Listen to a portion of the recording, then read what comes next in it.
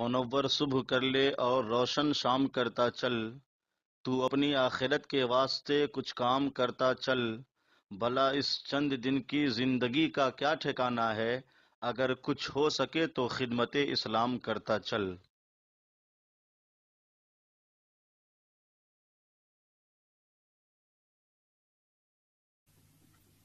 سورہ آراف کی آیت نمبر 163 163 سورہ آراف کا 21واں رکوع، 9ویں پارے کا 11واں رکوع۔ وَاسْأَلْهُمْ عَنِ الْقَرْيَةِ الَّتِي كَانَتْ حَادِرَةَ الْبَحْرِ، اور اے محبوب ان سے حال پوچھو اس بستی کا کہ جو بستی دریا کے کنارے تھی۔ پیارے آقا صلی اللہ علیہ وآلہ وسلم کو خطاب ہے کہ آپ اپنے قریب رہنے والے یہودیوں سے توبیخاً انہیں جھنجھوڑنے کے لیے اس بستی والوں کا حال دریافت فرمائیں۔ مقصود اس سوال سے یہ تھا کہ کفار پر ظاہر کر دیا جائے کہ کفر اور گناہ کرنا ان کا پرانا دستور اور طریقہ ہے۔ سید عالم صلی اللہ علیہ وآلہ وسلم کی نبوت اور حضور صلی اللہ علیہ وآلہ وسلم کے معجزات کا انکار کرنا یہ ان کے لیے کوئی نئی بات نہیں ہے۔ ان سے پہلے لوگ بھی کفر پر اصرار کرتے رہے۔ اس کے بعد ان کے اسلاف کا حال بیان فرمایا کہ وہ اللہ تعالی کے حکم کی مخالفت کرنے کی وجہ سے بندر اور خنزیروں کی شکل میں مسخ کر دیے گئے۔ اس بستی میں اختلاف ہے کہ وہ کون سی تھی۔ حضرت عبداللہ بن عباس رضی اللہ تعالی عنہما نے فرمایا کہ وہ ایک قریہ مصر اور مدینے کے درمیان ہے۔ ایک قول ہے کہ مدین اور طور کے درمیان۔ زہری نے کہا کہ وہ قریہ تبریہ شام ہے۔ حضرت عبداللہ بن عباس رضی اللہ تعالیٰ عنہما کی ایک روایت میں ہے کہ وہ مدین ہے، بعض نے کہا کہ وہ ایلا ہے، واللہ تعالی عالم۔ تو یہاں پر ان کے اسلاف کا حال بیان فرمایا گیا کہ وہ اللہ تعالیٰ کے حکم کی مخالفت کے سبب بندروں کی شکل میں مسخ کر دیے گئے۔ اسی طرح موجودہ دور کے بنی اسرائیل یہودی مخالفت کر رہے ہیں، ان کا انجام بھی بہت برا ہونا ہے۔ اذ یعدون فی السبت، جب وہ ہفتے کے بارے میں حد سے بڑھے، کہ باوجود ممانعت کے ہفتے کے دن وہ شکار کرتے تھے۔ اس بستی کے لوگ 3 گروہ میں تقسیم ہو گئے تھے۔ ایک تہائی ایسے لوگ تھے جو شکار سے باز رہے اور شکار کرنے والوں کو منع کرتے تھے، اور ایک تہائی خاموش تھے، دوسروں کو منع نہ کرتے تھے اور منع کرنے والوں سے کہتے تھے ایسی قوم کو کیوں نصیحت کرتے ہو جنہیں اللہ ہلاک کرنے والا ہے۔ اور ایک گروہ وہ خطا کار لوگ تھے جنہوں نے اللہ کے حکم کی مخالفت کی، شکار کیا، کھایا، بیچا، اور جب وہ اس گناہ سے باز نہ آئے تو منع کرنے والے گروہ نے کہا کہ ہم تمہارے ساتھ اٹھنا بیٹھنا نہ کریں گے، اور گاؤں کو تقسیم کر کے درمیان میں ایک دیوار بنا دی۔ منع کرنے والوں کا ایک دروازہ الگ تھا جس سے وہ آتے جاتے تھے۔ حضرت داؤد علیہ السلام نے خطا کاروں پر لعنت کی۔ ایک روز منع کرنے والوں نے دیکھا کہ خطا کاروں میں سے کوئی نہیں نکلا، تو انہوں نے خیال کیا کہ شاید آج شراب کے نشے میں مدہوش ہو گئے ہوں گے۔ انہیں دیکھنے کے لیے دیوار پر چڑھے تو دیکھا وہ بندروں کی صورتوں میں مسخ ہو گئے تھے۔ اب یہ لوگ دروازہ کھول کے داخل ہوئے تو وہ بندر اپنے رشتہ داروں کو پہچانتے تھے اور ان کے پاس آ کر ان کے کپڑے سونگھتے تھے، اور یہ لوگ ان بندر ہو جانے والوں کو نہیں پہچانتے تھے۔ ان لوگوں نے ان سے کہا کیا ہم لوگوں نے تمہیں منع نہیں کیا تھا؟ انہوں نے سر کے اشارے سے کہا ہاں، اور وہ سب ہلاک ہو گئے۔ منع کرنے والے سلامت رہے۔ اور صحیح قول یہ ہے کہ جو خاموش رہے تھے، گناہ سے جو بچے رہے لیکن خاموش رہے، انہیں بھی بخش دیا گیا، وہ بھی ہلاکت سے محفوظ رہے۔ اذ تأتیہم حیتانہم یوم سبتہم شرعا، جب ہفتے کے دن ان کی مچھلیاں پانی پر تیرتی ان کے سامنے آتی، وَيَوْمَ لَا يَسْبِتُونَ لَا تَأْتِيهِمْ، اور جو دن ہفتے کا نہ ہوتا نہ آتی۔ كَذَلِكَ، اسی طرح، نَبْلُوهُمْ بِمَا كَانُوا يَفْسُقُونَ، ہم انہیں آزماتے تھے ان کی نافرمانیوں کی وجہ سے۔ یعنی ان کے ساتھ آزمائش یہ ہوئی کہ ہفتے کے دن دنیاوی کام اور شکار کرنا ان پر حرام تھا، تو ہفتے کے باقی دنوں میں مچھلیاں بہت کم آتی تھیں، اور ہفتے کے دن سمندر مچھلیوں سے بھرا ہوتا تھا۔ کچھ عرصے تک تو یہ صبر کرتے رہے، پھر انہوں نے اس کا ایک ناجائز ہیلا نکالا۔ وہ ہیلا یہ تھا کہ دریا کے کنارے، سمندر کے کنارے نہریں بنائیں، اور آگے جا کر انہوں نے بڑے بڑے گڑھے کھود دیے۔ ان نہروں کے ذریعے پانی وہ گڑھے میں جمع کر لیتے ہفتے کے دن، تو پانی کے ساتھ مچھلیاں بھی آ جاتی۔ جب یہ گڑھے مچھلیوں سے بھر جاتے تو نہروں کا منہ بند کر دیتے تاکہ مچھلیاں دوبارہ نہ جا سکیں، اور جب انہیں سمجھایا جاتا تو کہتے کہ ہم تو مچھلیاں ہفتے کے دن نہیں پکڑتے، ہم تو اتوار کے دن ان گڑھوں سے نکالتے ہیں۔ تو انہیں سمجھایا گیا کہ مچھلیوں کو اس طرح گڑھے میں قید کر لینا یہ بھی شکار ہے، اور اسی سے تمہیں منع کیا گیا ہے۔ لیکن وہ نہ مانے تو پھر وہ ہلاک ہوئے۔ مگر یہ بات یاد رہے کہ فوراً ہلاک نہیں ہوئے، کئی سالوں تک، اور بعض مفسرین کہتے ہیں کہ 70 سال تک وہ یہ گناہ کرتے رہے۔ تو کبھی کبھی ایسا بھی ہوتا ہے کہ گناہ کرنے کی نحوست بظاہر فوراً نہیں آتی، اس لیے گناہ سے ڈرنا ضروری ہے۔ گناہ کی نحوستیں دنیا اور آخرت میں برباد کرنے والی ہیں۔ وَإِذْ قَالَتْ أُمَّةٌ مِّنْهُمْ، اور جب ان میں سے ایک گروہ نے کہا، لِمَ تَعِظُونَ قَوْمًا اللَّهُ مُهْلِكُهُمْ، کیوں نصیحت کرتے ہو ان لوگوں کو جنہیں اللہ ہلاک کرنے والا ہے، او معذبهم عذابا شدیدا، یا انہیں سخت عذاب دینے والا ہے۔ یعنی وہاں 3 گروہ تھے، ایک گروہ گناہ کرتا تھا اور 2 گروہ گناہ سے بچے ہوئے تھے۔ ان 2 میں سے ایک گروہ انہیں نصیحت کرتا تھا اور ایک گروہ کہتا تھا کہ تم انہیں نصیحت کیوں کرتے ہو، یہ تو ہلاک ہونے والے ہیں، ان پر تو شدید عذاب آنے والا ہے۔ قالوا معذرۃ الی ربکم، وہ کہتے تمہارے رب کے حضور معذرت کرنے کے لیے، تاکہ ہم پر گناہ سے نہ روکنے پر عذاب نہ آ جائے۔ وَلَعَلَّهُمْ يَتَّقُونَ، اور اس لیے کہ شاید وہ متقی ہو جائیں، وہ ڈر جائیں، شاید ان پر نصیحت اثر کر جائے۔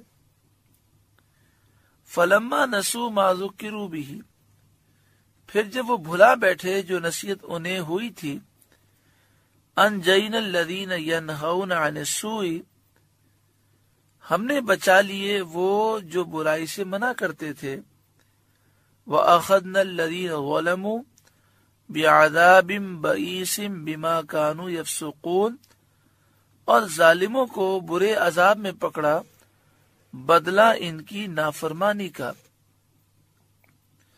فَلَمَّا عَتَوْا عَمَّا نُهُوا عَنْهُ، پھر جب انہوں نے ممانعت کے حکم سے سرکشی کی، یعنی وہ گناہ کرتے رہے، قُلْنَا لَهُمْ كُونُوا قِرَدَةً خَاسِئِينَ، ہم نے ان سے فرمایا ہو جاؤ بندر دھتکارے ہوئے۔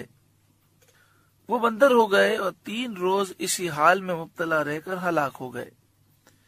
یہ جو عام تاثر پایا جاتا ہے کہ موجودہ دور کے بندر یہ اسی نسل سے ہیں، یہ بات غلط ہے۔ مسلم شریف میں اس بات کا ذکر ہے کہ جسے بھی اللہ تعالی نے عذاب دیا، بندر، خنزیر یا کسی اور جانور کی شکل میں مسخ کیا، وہ 3 دن سے زائد عرصے زندہ نہ رہے، وہ ہلاک ہو گئے، ان کی نسل نہیں چلی۔ یہ بندر اور یہ خنزیر اور یہ تو جانور ہیں جو اس سے پہلے سے موجود ہیں۔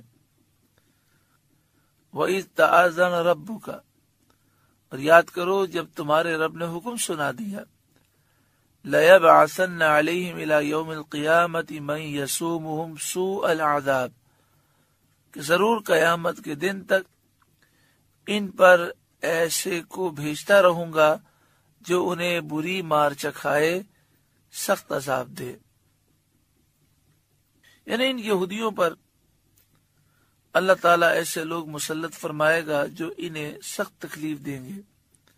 چنانچہ ان پر اللہ تعالیٰ نے بخت نصر، سنجاریب، شاہان روم کو بھیجا، جنہوں نے انہیں سخت تکلیفیں، ایذائیں دیں، اور قیامت تک کے لیے ان پہ جزیہ اور ذلت لازم ہوئی۔ اسی طرح جنگ عظیم میں ہٹلر کو اللہ تعالیٰ نے مسلط کیا، جس نے چن چن کر یہودیوں کو قتل کیا، اور آج بھی یہودی ہر وقت خوف میں مبتلا ہیں اور چاروں طرف سے دشمن سے خائف ہیں، چین و سکون انہیں میسر نہیں، کیونکہ ان کے آبا و اجداد نے بڑی نافرمانیاں کی ہیں، بڑی سرکشیاں کی ہیں، اور موجودہ دور کے یہودی اپنے آبا و اجداد کی ان حرکتوں پر راضی ہیں۔ ان ربک لسریع العقاب، بے شک تمہارا رب ضرور جلد عذاب دینے والا ہے، ان کے لیے عذاب دینے والا ہے جو کفر پر قائم رہیں۔ ان یہودیوں پر دنیا میں بھی اور آخرت میں بھی اللہ تعالیٰ کا عذاب رہے گا۔ وَإِنَّهُ لَغَفُورٌ رَحِيمٌ، اور بے شک وہ بخشنے والا مہربان ہے، ان کو بخشے گا جو اللہ کی اطاعت کریں، ایمان لائیں۔ وَقَطَّعْنَاهُمْ فِي الْأَرْضِ أُمَمًا، اور انہیں ہم نے زمین میں متفرق کر دیا گروہ در گروہ۔ منہم الصالحون، ان میں کچھ نیک ہیں جو اللہ اور رسول پر ایمان لائے اور دین پر ثابت رہے۔ ومنہم دون ذالک، اور کچھ اور طرح کے ہیں جنہوں نے نافرمانی کی، جنہوں نے کفر کیا، دین کو بدلا، دین کو متغیر کیا۔ وَبَلَوْنَاهُمْ بِالْحَسَنَاتِ وَالسَّيِّئَاتِ لَعَلَّهُمْ يَرْجِعُونَ، اور ہم نے انہیں بھلائیوں اور برائیوں سے آزمایا تاکہ وہ رجوع لائیں۔ بھلائیوں سے نعمت اور راحت مراد ہے، اور برائیوں سے شدت و تکلیف مراد ہے۔ یعنی نعمتیں دی گئیں تاکہ وہ شکر کریں، پھر شدت و تکالیف آئیں تاکہ وہ رجوع کریں، گڑگڑائیں اور اپنے گناہوں سے توبہ کریں۔ فخلف من بعدہم خلف، پھر ان کی جگہ ان کے بعد وہ ناخلف آئے، ورثوا الکتاب، کہ کتاب کے وارث ہوئے، یعنی توریت کے وہ وارث ہوئے جو انہوں نے اپنے اسلاف سے پائی، اس کے مضامین پر وہ مطلع ہوئے، انہوں نے دیکھا اس میں کس چیز کا حکم ہے، کس چیز سے منع کیا گیا، کون سی چیز حلال قرار دی گئی، کون سی چیز حرام قرار دی گئی۔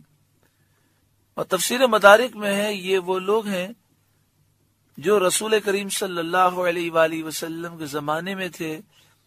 ان کی حالت یہ ہے کہ یأخذون عرض ھذا الادنی، اس دنیا کا مال لیتے ہیں رشوت کے طور پر، احکام میں تبدیلی کرتے ہیں، تغیر کرتے ہیں کلام میں، اور پھر اس کے عوض وہ رشوتیں لیتے ہیں۔ وہ جانتے بھی ہیں کہ یہ حرام ہے، لیکن پھر بھی اس گناہ عظیم پر اصرار کرتے ہیں۔ وَيَقُولُونَ سَيُغْفَرُ لَنَا، اور کہتے ہیں اب ہماری بخشش ہو جائے گی، ان قریب ہمیں بخش دیا جائے گا، اور ان گناہوں پر ہم سے کچھ مواخذہ نہ ہوگا، ہماری پکڑ نہ ہوگی۔ یعنی وہ اتنے بڑے بڑے گناہ بھی کرتے ہیں اور کہتے ہیں ہماری بخشش ہو جائے گی۔ وَإِن يَأْتِهِمْ عَرَضٌ مِثْلُهُ يَأْخُذُوهُ، اور اگر ویسا ہی مال ان کے پاس اور آئے تو لے لے، اور آئندہ بھی گناہ کرتے چلے جائیں۔ بنی اسرائیل میں کوئی قاضی ایسا نہ ہوتا تھا جو رشوت نہ لے۔ جب اس سے کہا جاتا تھا کہ تم رشوت لیتے ہو تو کہتا تھا یہ گناہ بخش دیا جائے گا۔ اس زمانے میں دوسرے اس پر تان کرتے، اس کو ملامت کرتے، لیکن جب وہ مر جاتا یا معزول کر دیا جاتا اور وہی تانا دینے والا اس کی جگہ حاکم یا قاضی ہوتا تو وہ بھی اسی کی طرح رشوت لیتا۔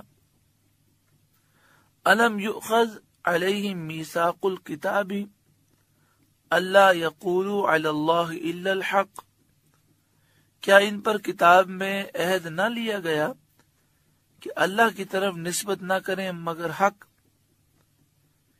یعنی ان سے کتاب اللہ میں یہ عہد لیا گیا تھا کہ اللہ کی طرف جھوٹ منسوب نہ کریں، سچی بات اللہ کے متعلق بیان کریں۔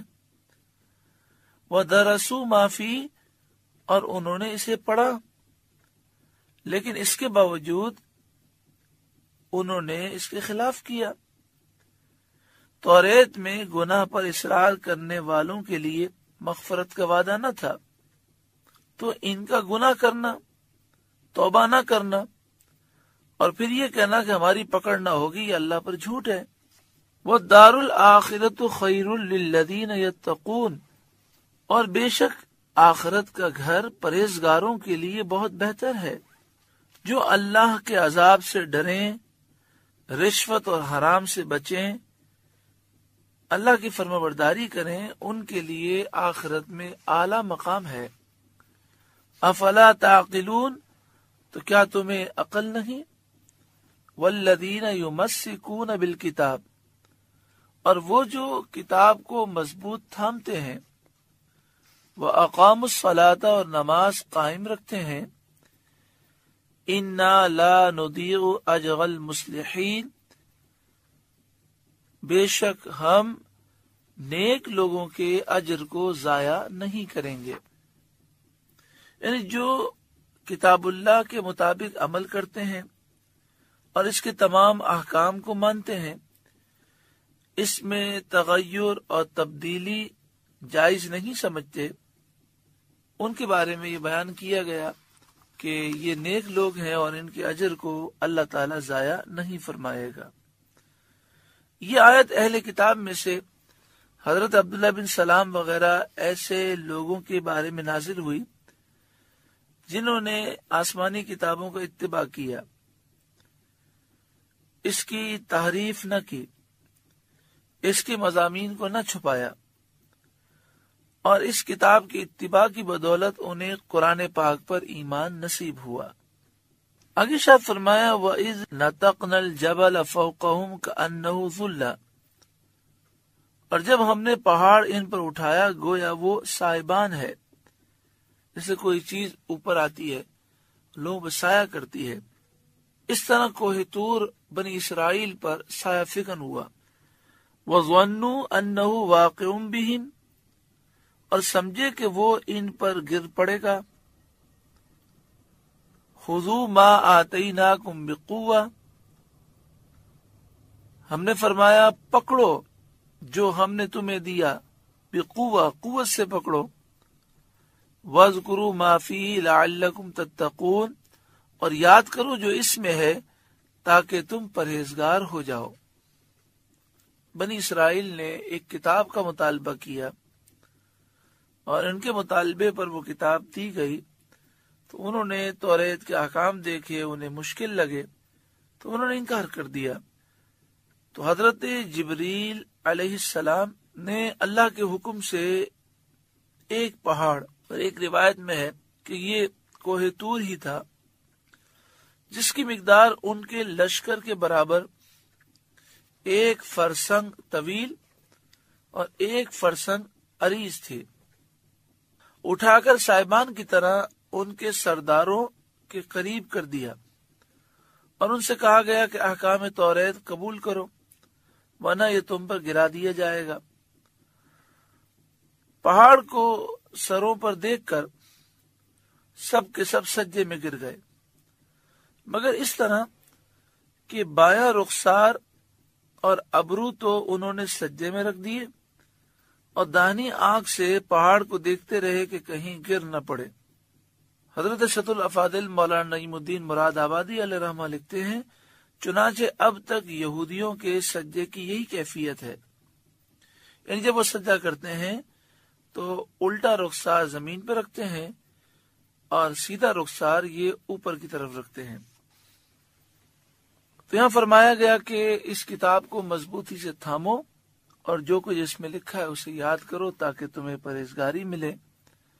اللہ رب العالمین نے ہمیں قرآن مجید فرقان حمید عطا فرمایا. ہمیں بھی چاہیے کہ ہم قرآن کے دامن کو مضبوطی سے تھامیں اور جو اس میں حکم بیان کیا گیا اسے یاد کریں، اس پر عمل کریں. اس کی برکت سے ہمارے دل سے گناہوں کی گندگی دور ہوگی اور تقوی اور پرہیزگاری نصیب ہوگا. اللہ تعالی عمل کی توفیق عطا فرمائے. سورہ اعراف کا 21واں رکوع مکمل ہوا. اللہ تعالی اس رکوع کے نور سے ہمارے قلوب کو روشن اور منور فرمائے.